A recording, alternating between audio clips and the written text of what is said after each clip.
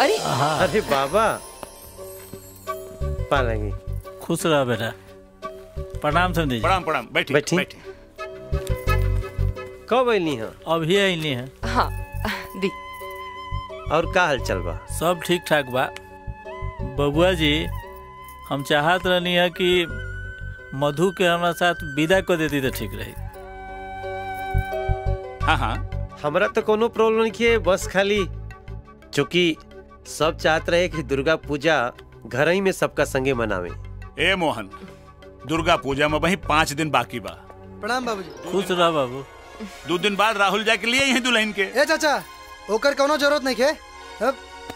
अरे अब 2 दिन बाद जैसे अच्छा बाकी साथे चल जाई। अब भौजी के साथ ले ले आई। नहीं रवा बैठ जाए। अब ए जी राहुल के जाए थी ना साथे, ये बहाने बढ़िया से गांव भी देख लिए। हाँ हाँ हाँ भैया जायदा ना प्लीज। बबुआ जी जाए के मन बा तो जाए दी ना राहुल। रौरा नहीं की जानो तो कोना चक्कर में जाए के कहता। अब सपोर्ट करत नहीं तो ले जाई, बाकी रौरे भोग।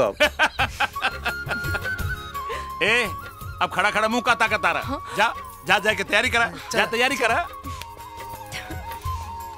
हाँ ले जा। चाची प्रणाम। प्रणाम चाचा जी। खुश रहा बिटिया। मधु कहाँ बाड़ी चाची? मधु भीतर बाड़ी। चल जा, हमने मंदिर जाके आवतानी। हाँ ठीक बा। चली जी। ए भौजी ई तू कहाँ बनाओ तारू? अरे चले के नहीं के घूमे? हाँ हाँ चल तनी रुक, तनी धीरज धरा। का मधु?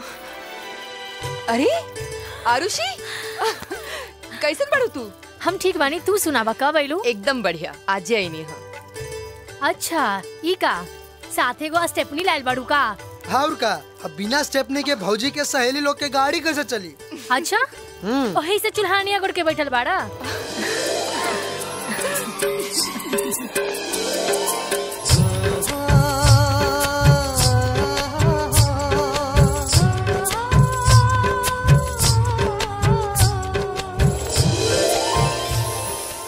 भगोरे के तब परवे करी कसम से भौजी।